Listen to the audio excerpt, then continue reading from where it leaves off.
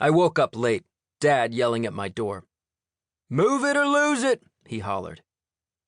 It was early for me to be out of bed on a summer morning, but my friend Chuck and I were going to ride downtown to skateboard when Dad went to work today, and I'd hit snooze one too many times.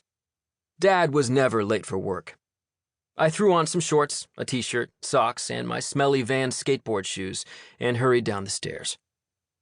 In the kitchen, I gulped down a glass of milk, and as it coated my throat with coolness, I stared absently out the window at the woods that extended for miles behind our wooden two-story house in Irmo, South Carolina, a leafy suburb 10 miles from the state capital, Columbia. Then I noticed that the thermometer mounted outside the kitchen window read 87 degrees already. It wasn't even 8 o'clock yet. It was going to be hot. "Make sure you drink enough," said Mom, handing me a $5 bill and a small plastic bottle of Coca-Cola. "And don't get hurt. You've got to take the SAT this weekend." I ignored her and picked up my skateboard from where it was leaning against the wall, the glittering grip tape refreshingly rough against my fingers. "Just think," she continued, "next summer you could go to Duke." "Mom," I groaned, "I told you I don't want to go to Duke next summer." "You've got to think about your future, son," Dad said, walking into the kitchen wearing a blue button-down shirt and a red tie, holding his sport coat on a hanger in his hand. His graying hair was washed and parted to the side, his mustache neatly trimmed beneath his nose. I was about to turn 13 and had no interest in thinking about the future. "If you go for this talent scout program," Mom said, "then you'll get a scholarship to go there for college and then law school, and you can get a good job," I said, mimicking her. That was my parents' promise, their spiel, their litany, and I'd heard it over and over again all my life.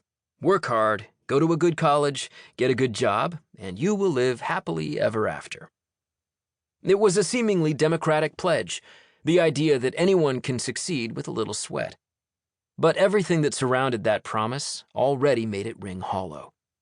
For them, it was about going to the good schools, which meant living in the good neighborhoods, which meant wearing the right clothes and having the right friends and playing the right sports.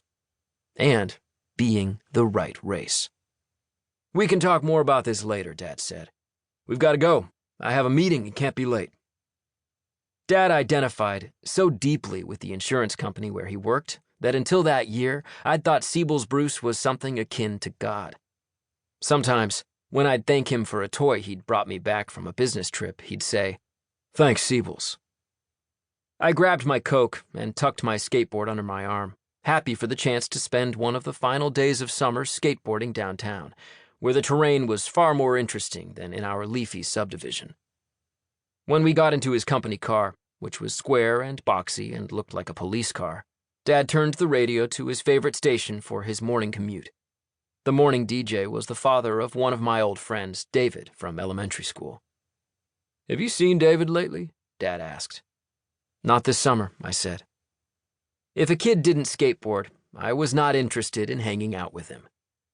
I had been a chubby, clumsy loser throughout my life, and now that I was a skateboarder, I felt cool and confident for the first time.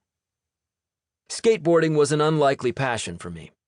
At least one doctor in a series of specialists had described me as retarded when I couldn't use scissors or skip in kindergarten. My parents had sent me to a special school that summer. "You're so smart, you're going to college," my mom had said, describing this remedial program. She wasn't technically lying, since the program was located on the university campus. But one look around and even I knew that the other kids in the program were not there because they were geniuses. We were the kids who couldn't learn to tie our shoes. I'd hated it, and I couldn't believe they expected me to want to go to another summer program at a university. "But it's Duke," Mom would plead, as if that was supposed to impress me. Hell no, I thought as we pulled out of the garage. I'm going to be skating.